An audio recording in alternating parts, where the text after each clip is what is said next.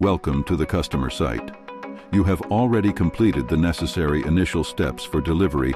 Proceed with a visual safety inspection of the customer tank. So the client that we're talking about today is a leader in the gas and chemical industry. Their main, service is providing essential gases, equipment, and just the knowledge of that space to their customers. We're talking food and beverage manufacturers who need, liquid nitrogen or various gases for steel manufacturing plants. The training need they had was that a driver are coming to them for a job and they don't have any background on actually doing a delivery at a gas tank. So if they worked somewhere else and drove trucks, they just drove the truck, they backed it up to a dock, and that was it.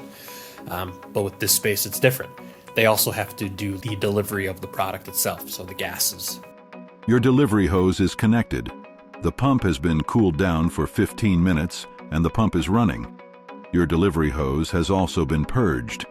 To get started, close the HCV7 fill line purge valve.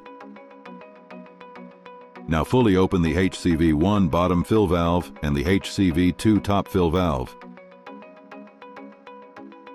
So that's where the training need is and was.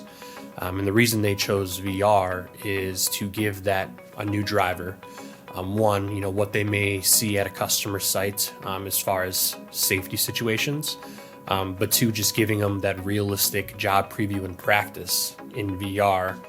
And really what they're supposed to do is identify any potential hazards around the customer delivery site, and then they have to choose the corrective action based on the hazard. You need to contact EST for guidance.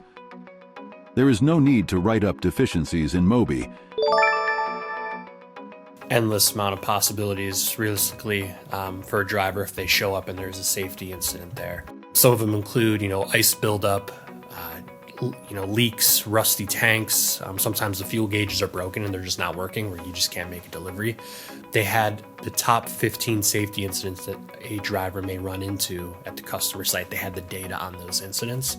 So what we did is we created an instructor's menu where the instructor can go in ahead of time and specifically, if they wanted to choose specific safety items that they wanted to showcase, they can go ahead and do that. Or there's a randomize all button where it's going to randomize all those 15 different safety incidents. It's obstacles like that we're trying to throw at the learner, and hopefully they know how to remedy them. And if they don't, that's where VR is great, because it's a safe space, practice, make mistakes, all of that. The feedback has been tremendously positive.